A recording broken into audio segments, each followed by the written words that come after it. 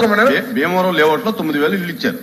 అక్కడ ఒక private contractor వచ్చి డబ్బులు ప్రజల దగ్గర ఇందాక మెంబర్ చెప్పినట్టుగా డబ్బులు వసూలు చేస్తున్నారని చెప్పి వాళ్ళు కంప్లైంట్ ఇస్తే వాళ్ళ దగ్గర ఎంటీ నోట్లు కూడా రాయించుకుంటున్నాడని కంప్లైంట్ ఇస్తే నేను స్వయంగా ఇప్పుడున్న గవర్నమెంట్ లో కంప్లైంట్ నేను క్లియర్ గా రాసిచ్చా, ఎంక్వైరీ చేసి రిపోర్ట్ చేయండి అని.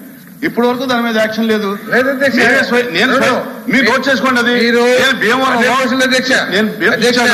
అది వెళ్ళేది కంప్లైంట్ ఇచ్చి ఎంక్వైరీ చేయమని ఆయన కొత్తగా ఎంక్వైరీ చేయమన్నాడు.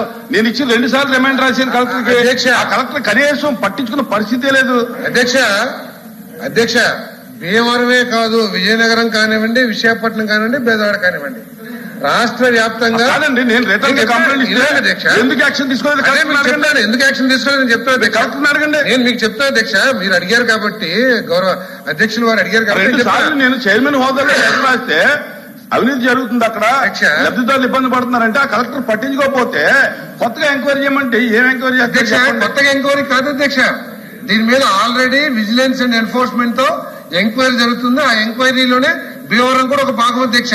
కలెక్టర్ గారు ప్రభుత్వం దృష్టికి తీసుకురావడం జరిగింది.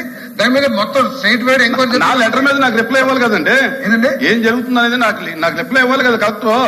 మీ లెటర్ 2 సార్లు కంప్లైంట్ ఇస్తే కలెక్టర్ 4 సార్లు ఫోన్ చేస్తే అభివృద్ధి జరుగుతుంది, అక్కడ డబ్బులు దొబ్బేస్తున్నారు, లబ్ధిదారుల దగ్గర ఎంటీ రోడ్ల మీద సంతకం పెట్టించుకున్నాడు ఎవడెవడో కాంట్రాక్టర్ అంటే యాక్షన్ తీసుకుని చెప్పకపోతే చెప్పండి.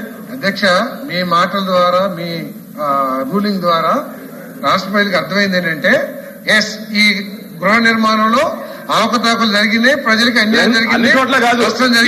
నేను స్పెసిఫిక్ గా చెప్తున్నాను, స్పెసిఫిక్ గా చెప్తున్నాను. మీరు మొత్తం రాష్ట్రానికి అనకండి.